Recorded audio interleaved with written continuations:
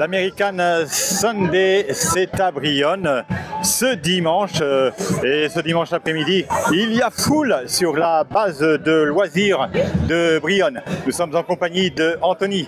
Bonjour Anthony. Bonjour. Alors j'ai devant moi un shérif, en tout cas un policier américain. C'est ça. Ça fait plaisir de vous rencontrer. Vous êtes un de ces passionnés comme on n'en fait plus. Hein. Exactement, très grand passionné. Donc moi j'ai 35 ans, je m'appelle Anthony. Donc moi je suis de la Normandie, je suis de la région du côté de Dieppe. Et passionné depuis tout gamin. Hein. Je regardais toutes ces séries de police comme la version de Chips avec les deux motards. Donc je possède actuellement ce véhicule. Oui, ça c'est la voiture de vos rêves. Voilà, c'est la voiture qu'il y avait dans les séries de 1974 avec la tenue identique à l'année de la série. Et comment vous vous l'êtes procuré cette voiture? Alors, je me déplace énormément aux États-Unis où est-ce qu'il y a beaucoup de manifestations et de rassemblements et on fait de l'import-export qu'on ramène nos véhicules ensuite en France où on les retape complètement et on les fait expertiser après. Oui, parce qu'elle a nécessité quand même quelques travaux, un peu d'entretien. Un petit peu d'entretien. Vous l'avez eu dans son jus. Et c'est pour ça, alors il y a eu quand même pas mal de travaux de refait dessus et c'est pour ça que je me déplace toujours au pays directement. Comme ça, j'arrive à voir vraiment ce qu'il y a à refaire dessus. Comme ça, j'ai moins de surprises, quoi. Et du coup, après, je les fais directement importer. Est-ce que vous participez à beaucoup de manifestations comme celle-ci, comme l'American Sunday?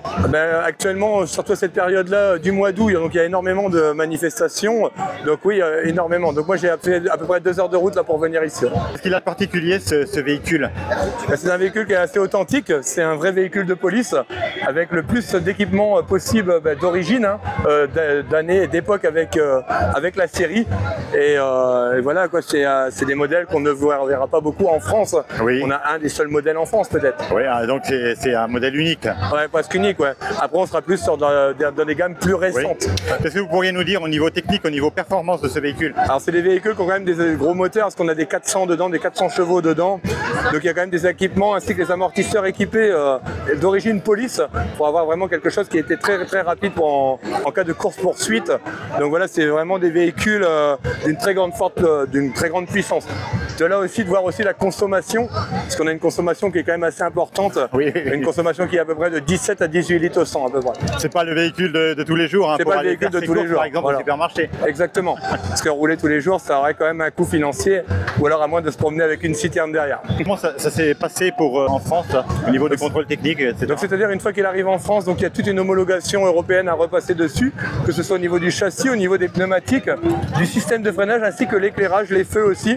Par exemple aux États-Unis, ils ont beaucoup sur des feux rouges, notamment les feux clignotants. Et nous, les feux rouges ici en France, c'est complètement interdit. Il faut les remettre en feu orange. Voilà toutes les différences qui sont importantes à souligner. Et puis il y a un niveau sonore important au niveau de la sirène. Voilà, alors au niveau sirène, il y a quand même une sirène qui est très très puissante avec un haut-parleur de plus de 100 watts dedans, situé dans le gyrophare. Voilà, que vous pouvez entendre. Oui, là. Voilà. Impressionnant. Très très impressionnant. D'accord. Et on peut faire un petit tour pour voir à l'intérieur. Ah bien sûr, allez, je vous laisse me suivre. Et là vous avez une arme bien sûr factice. Factice bien évidemment, ouais. Tout mon équipement est factice, bien évidemment. Alors Highway Patrol. Voilà exactement, la police autoroute californienne. Ah oui, ça vient de la Californie parce qu'il y a différents endroits quand même. Hein. C'est ça exactement. Voilà. Chaque véhicule a son propre véhicule. Sa propre identité. Voilà. Ouais. Voilà.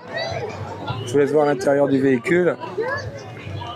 Donc équipé de CB, de gyrophare à plusieurs tons. Ah oui, la CB, on va de l'autre côté pour mieux la voir. Bien sûr. C'était, oui, la CB, bien sûr, des années 80.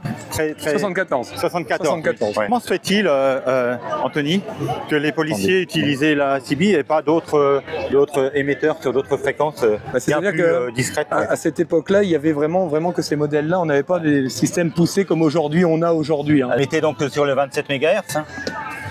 Ouais. Alors voilà, fédéral signal avec.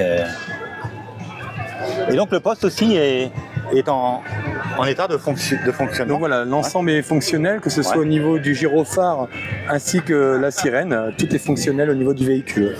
Ouais, on voit qu'il y a un habitacle assez large. Hein, oui, même, très très large, propre, même à l'arrière. Le coffre est très très grand aussi. Enfin voilà, c'est quand même des véhicules d'époque très très grands. Ouais. Voilà, il y avait vraiment un sacré gabarit. C'est un petit bijou ce véhicule finalement. Comment? Vous l'avez acheté quand même assez cher. Ah oui, c'est pas donné. Après, refait complètement, oui, ouais. c'est pas donné. Eh bien, merci beaucoup pour toutes ces informations, Anthony, pour le groupe Facebook Terre de Avec Talent plaisir. Bernay.